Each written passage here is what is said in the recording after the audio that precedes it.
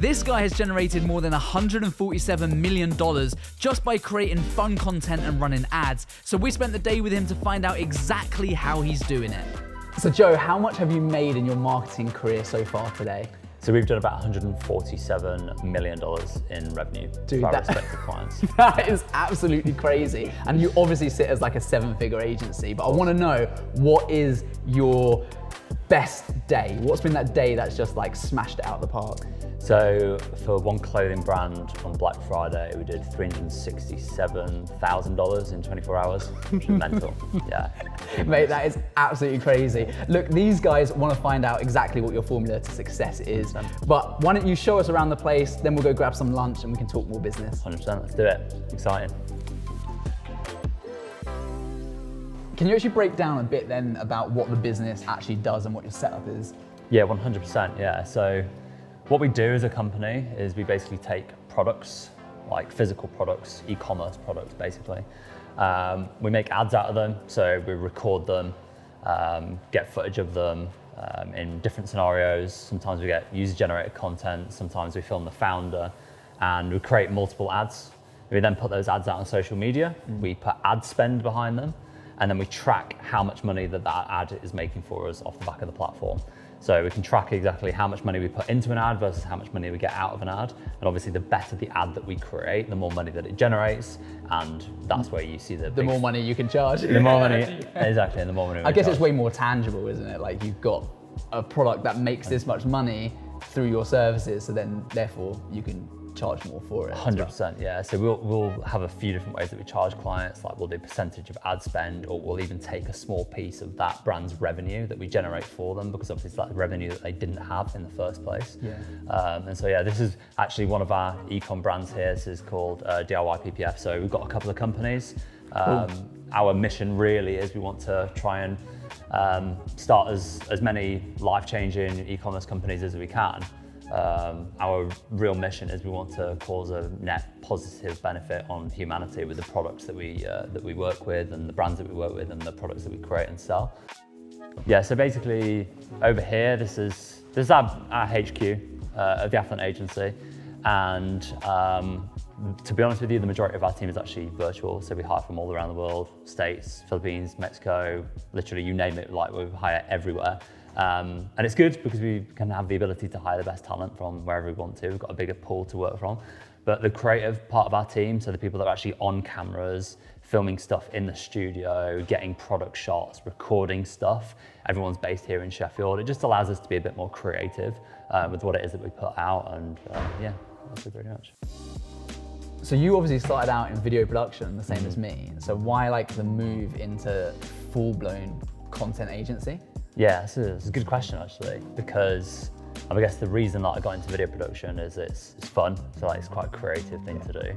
But I think what attracted me more so to attaching that to marketing is just having the ability to see the content that we're creating and the actual impact that it has. And there's no other kind of dopamine hit that you can get, like being able to see the content that you've produced and the amount of money that that thing has actually generated. And it just allows you to kind of like get this feedback loop of being more and more creative and then seeing how much more of an impact that has on revenue.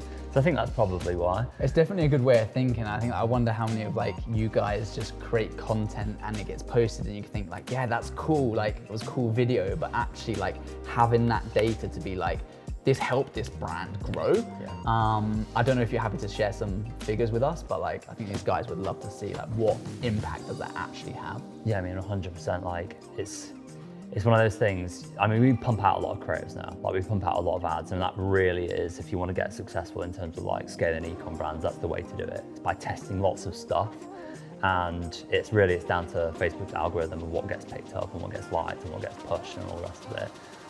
But yeah, like we've scaled, some brands up to 2 million a month. One brand we scaled up to 5 million a month, which is just absolutely mental. Yeah. 5 million Yeah. every single month. Yeah, 100%. Just by creating some fun videos Yeah. and basically put some ads behind it. 100%, yeah. Dude, 100%. that's mad. We get very, very scientific when it comes to the actual creative itself. So obviously you've got things like hook rate, you've got things like hold rate, so like how good the ad is at like holding someone's attention throughout the video.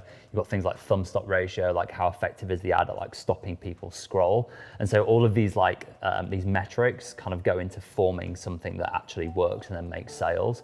But because you understand the metrics and when you get really comfortable with them, you can make optimizations to the ad in order to get the in order to make them convert better and better, basically, which that leads to just crazy growth. So it's a very interesting market, but it's very exciting as well. These guys actually just sell car parts, like bits of everything really. Yeah. But yeah, like nice big business, 6.6 million a month at the moment. They're doing 600,000. Obviously, we're coming up to the biggest months now. You know, Black Friday, Christmas, gifting. We typically see like an increase of like 30 to 40% in those months. So yeah, this will definitely clear like 10 million. Mate, these are massive numbers. I think for the audience, like, you know, they're gonna want to know, you know, what is the difference between them just going out and creating content for, you know, businesses at the moment, and then just like, it seems like, I would imagine most of these guys are doing the same things, but they just don't know they're doing it, and then they're not adding in that extra portion that you guys offer to scale to, you know, generating hundreds of millions for your clients in revenue. And then obviously you're just taking, you know, a big cut of that, rightly so, as an agency, because you're making it happen. Yeah, man, I think it's lost for words. Yeah, it's good fun. It's good fun. Like we're on an incredible trajectory as a company, and we're growing like so quickly at the moment. And the video production aspect of our business, like we're just going all in on that at the moment. Like it really is the key that's going to double our business over the next 12 months, is just going all in on the video production side of things. So yeah, it's exciting.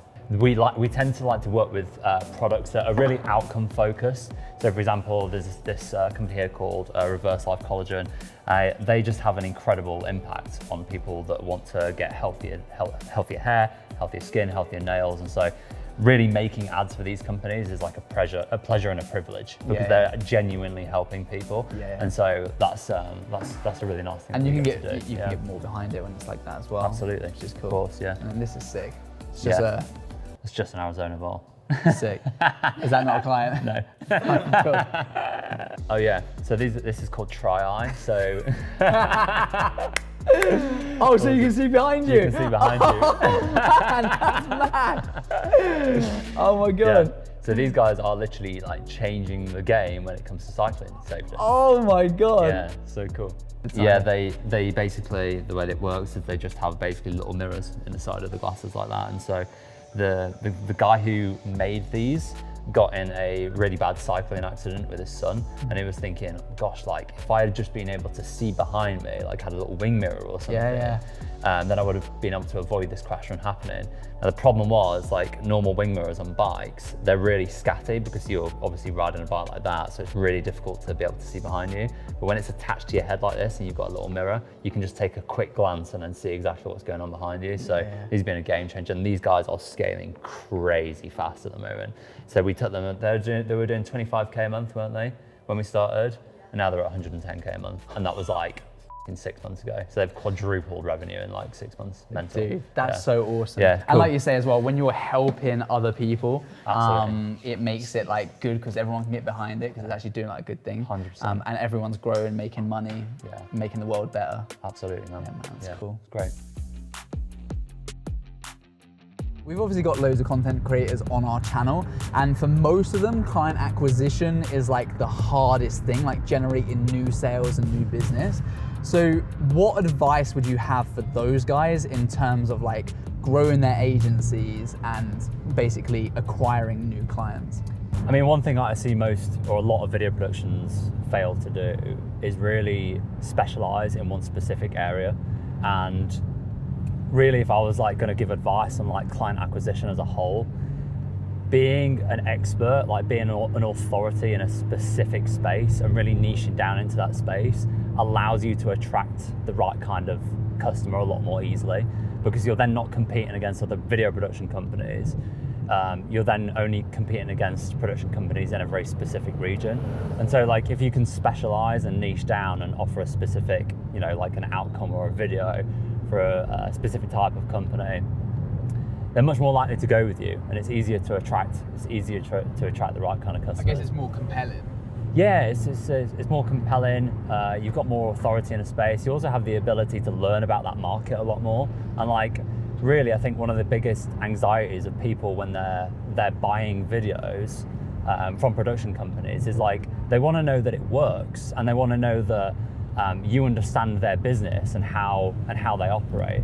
So for example, if you niche down into a specific sector and then you learn that market and you learn what really resonates with their customers, then you're going to be able to produce content and videos that are actually much more compelling and much more designed to sell. And that's really all businesses are looking for, to be honest with you.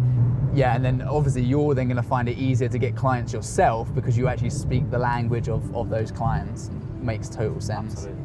So I see a lot of people when they're first starting a business have this like huge amount of pressure to get to like 10K a month as fast as they possibly can. Now, to tell you a little story about this, I once had a friend who in the space of a year went from 0 to $1 million a month. Now, on the surface, that might sound pretty amazing, right? Big numbers. The problem with that, when you scale at that speed, the problem is that you don't learn the lessons as a business owner in that time frame. So actually, in contrary to most popular belief, I actually think that struggling more in the initial stages and scaling slower, like it took me ages to get to 10K a month. Like it took me over a year, but because I had all of that time and all of those lessons and all those problems that I had to deal with in order for me to get there, as an entrepreneur now, I feel so much more well-rounded. And as I was saying, that guy that scaled to $1 million a month, that business eventually failed, and he's been struggling for 5 years since to get a single business off the ground. And that's because he didn't learn those skills, and now he's got the wrong mindset because he's looking for that one silver bullet, that chance, that opportunity that might come around, but he's in the get rich quick market, not the get rich for sure market. And I think taking the time and really go through those problems is actually the biggest hack, to be perfectly honest with you. And it's good as well because it makes you feel like you shouldn't have to beat yourself up all the time. Like, growth is slow and painful, and it's all part of the process. I always am intrigued to find out about like people's personal journeys along this route as well. So what do I need to know about your early life that has led you to become, the successful entrepreneur that you are today?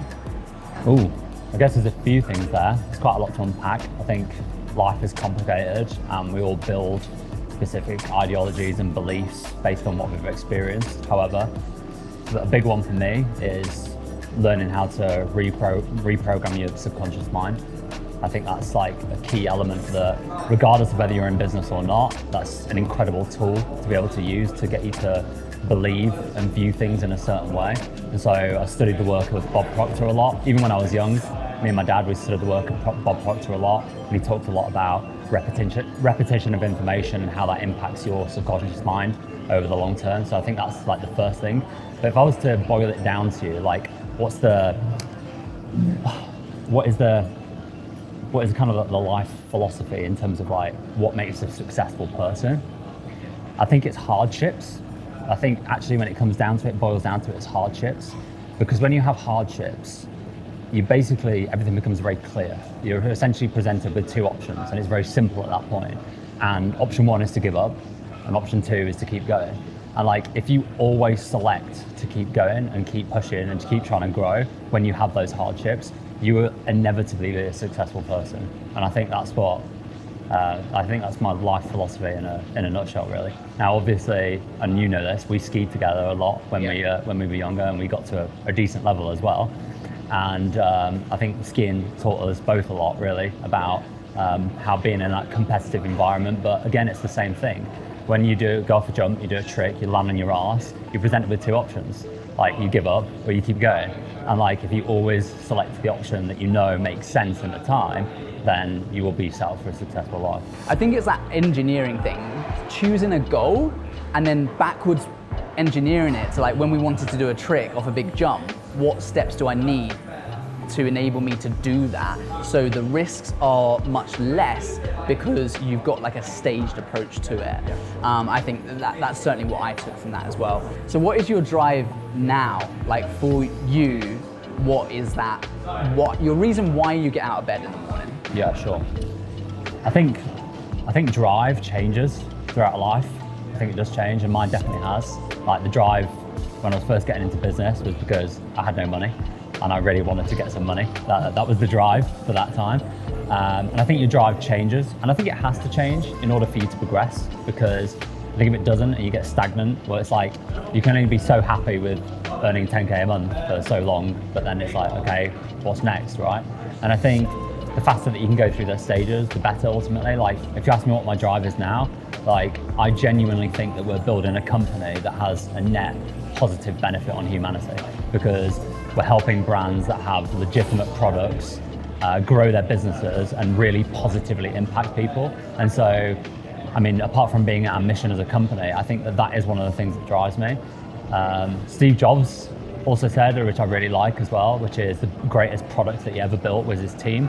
And like the thing that probably drives me on a day-to-day basis is just the progression of the team, like how they're living better lives through what it is that we're doing throughout our mission statement. And I think that's awesome as well. And that's something that I just want to keep putting more and more and more energy into. So yeah, I'd say it's relatively meta now from what it used to be.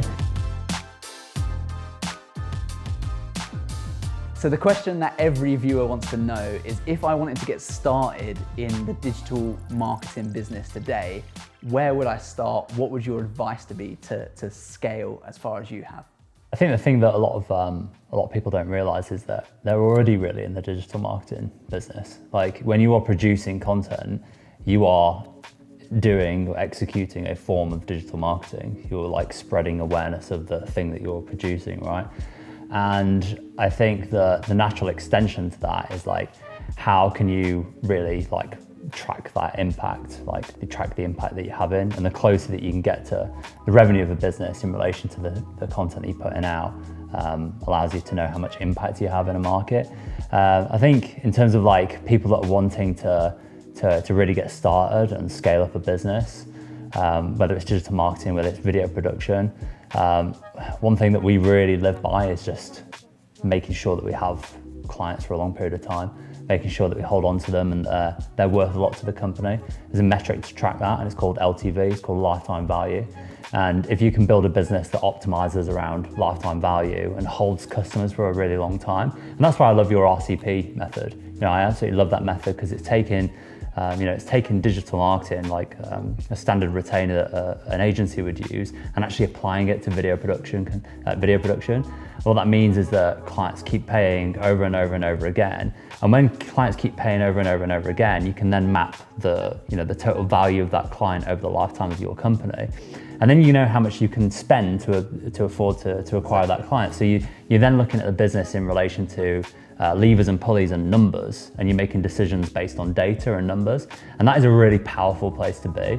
And so like the RCP method, like implementing that and then being able to work out how much a client's actually worth to me will then allow you to work out, okay, how much can I actually afford to acquire that client? And then all of a sudden you've got business, like a proper business at that point. So that's exciting. I think especially if you don't like have like a huge sales background or sales drive as well, like I'd much rather sign one client and have them for a period of a year than having to keep generating new clients. And if all you're doing is generating a client, going back to finding work, new client, finding work, it's feast and famine, and you'll always be stuck in that cycle. Joe, I appreciate so much of your time today. Make sure you check Joe out. Cheers, mate. I'll leave a link to our free training if you're interested in the RCP system to grow your own business in the link in the description below. Until next time, peace.